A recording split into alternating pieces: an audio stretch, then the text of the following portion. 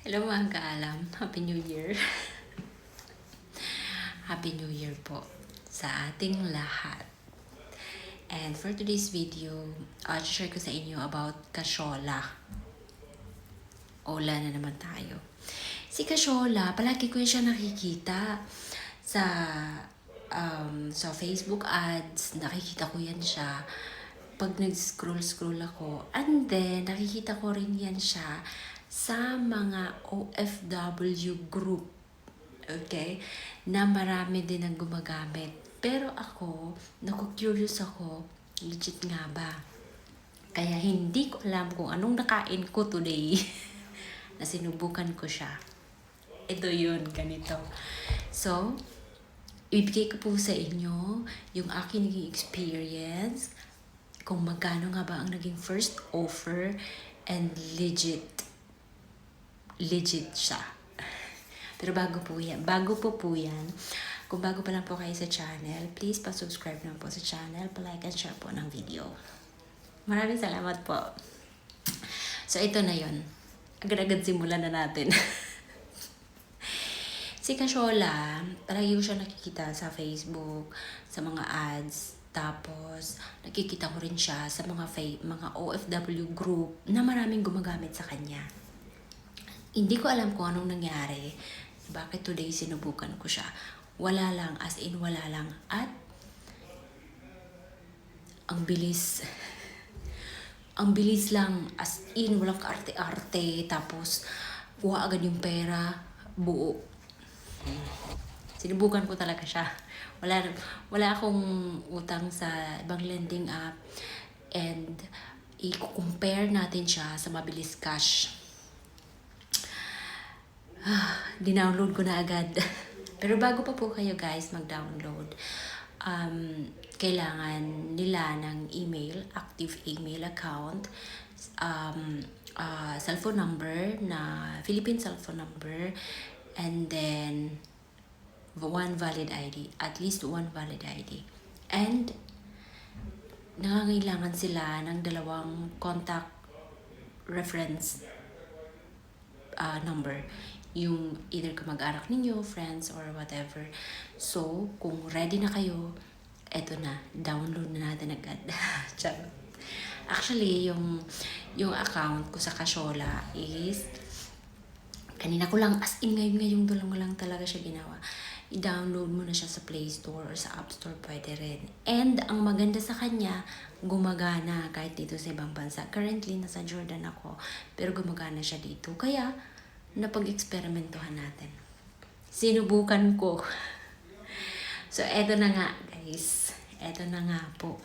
Nag-download na ako ng Kasyola and nandito na siya sa aking phone. Kailangan nila ng isang valid ID.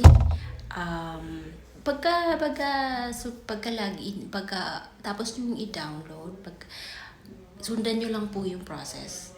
Yun lang kailangan nila, yung cellphone number, tapos email, then valid ID, and then kailangan mo lang ilagay doon yung 2 number, contact reference, kukunin nila. Tapos, i-on mo lang yung mga sa settings, i-on mo lang, allow mo lang siya doon, i-allow mo lang siya ng i-allow. Tapos, eto na. Legit. Napakabilis ng proseso. Siguro yung naging application ko kanina, hindi pa siya umabot ng 7 minutes. Mga 5 minutes lang siya. At, ang taas ng offer sa akin. First loan. 3,500. Nagulat ako Nagulat ako kasi kung maaalala ko, yung Mabilis Cash, which is nagawan ko na rin siya ng video dito sa YouTube channel ko. Ang naging first offer niya sa akin is 700. Tapos si Kasyalo naman, way back 2022 pa, ang naging first offer niya sa akin is 1,000. Kay Tala, 1,000 din. Kaso si Tala hindi ko kinuha. Kaya nawala and rejected na ako palagi sa kanya. Hindi na ako makabalik sa kanya. Ito siya, malaki ang offer. Malaking offer niya. 3,500. First loan niya na. First loan ko pa lang. Kasi ngayon ko pa lang talaga siya sinubukan. At ang kanyang payments is meron siyang 4 terms, meron siyang 8 terms, ikaw ang pipili. So, bali ako, dahil subok lang naman sa kanya, kasi pag the longer period of time, mas mataas din yung interest. Pero pag mababa, kunyari kukunin mo lang siya ng 4 terms, mas mababa yung interest na mabayaran mo. At yung 3,500 ko, buo kong natanggap. Agad. Mga 3 minutes lang, 2 minutes, tanggap ko na. Or kahit 1 minute pa lang nga siguro. Pagka-input ko ng 1 minute. Kasi meron silang time, parang ganun. So, 1 minute, nandun na kagad sa Gcash ko. 3,500 buo. Okay? And yung payment niya is after 15 days. 15 days, after 15 days, after 15 days, ganun po. So, bali, yung 3,500 ko sa kanya is medyo mataas ang interest sa kanya, ha. Kasi yung 3,500 ko is 1,237. At kinumpare ko siya kay Mabilis Cash. Si Mabilis Cash kasi meron din ako sa kanya. Mas mataas ang interest niya kay Mabilis Cash. Ito, to be honest lang, ha. Honest review to sa mga gusto mag-apply. Pag-isipan nyo po muna. Kung hindi nyo naman kailangan po ang pera na emergency talaga, super emergency, huwag nyo na pong subukan kung may iba pa naman kayong options, kasi medyo mataas talaga yung interest niya. So, nandito tayo ngayon sa aking Mabilis Cash, which is may offer ako na 6,200. Hindi ko kinukuha. Kasi ginagamit ko lang yung mga Ola kapag talagang kailangan ko ng pera. Yung talagang as in wala na akong ibang options. Yung ganun. So, yung ganung tipo. Ngayon kay Kasyola na napasubo ako kasi parang wala lang, gawan ko ng content, gawan ko ng video, ganun. siguro na stress ako, parang nakakalungkot nood scroll sa Facebook dahil New Year, di ba? Tapos wala akong may ibang maisip para malibang. Nagkataon nakita ko si Kasyola, and then yesterday yata may nakita ko na may nag-post tungkol sa kanya at malaking offer sa kanya. So today, dahil nakita ko siya doon ulit, sinubukan ko. Ito, Mabilis Cash ko. 6,200 yung offer sa akin. Ngayon, gagawin natin 3,500 para ma-compare natin kung alin nga ba yung mas malaki ang tubo. So, ayan na. Ayan na nga, confirm. Mas malaki ang tubo kay Kasyola. Kasi yung 3,500 dito kay Mabilis Cash is only 1,038 pesos in 4 terms. Parehas sila pong 4 terms. 1,038 lang dito kay Mabilis Cash, which is kay Kasyola 1,200 sa kanya something. O, diba? Mas mataas siya. Pero ang maganda lang din sa kanya kasi buo ko rin makukuha and agad-agad. Legit fast talaga and easy. Napakadali lang mag-apply sa kanya.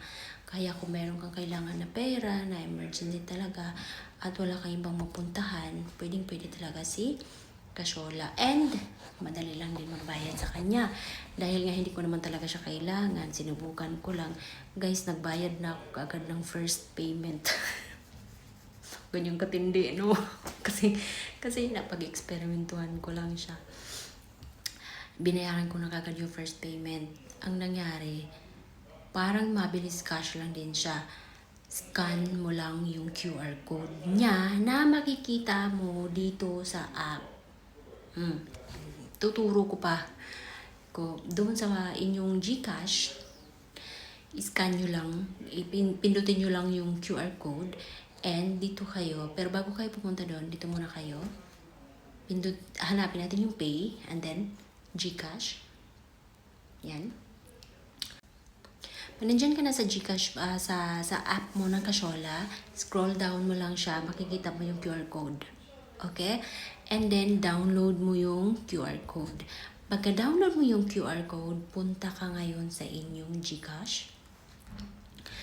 Pagka-open mo ng GCash mo, punta ka, i-click mo lang yung QR code dito sa gitna, sa baba ng inyong GCash account. At upload mo lang yung QR code para makapag-payment ka sa kanya. Ganun lang din kabilis. And real time po yung posting niya. Ayan o, click mo lang yung QR code dyan and then upload QR para ngayon mapupunta ka sa inyong gallery. Doon sa gallery, makikita mo na doon yung QR code na babayaran mo sa nakinuha mo mula sa app ng Casyola. So yun guys. Napakadali lang. Walang charge yung pagbayad. Free po siya.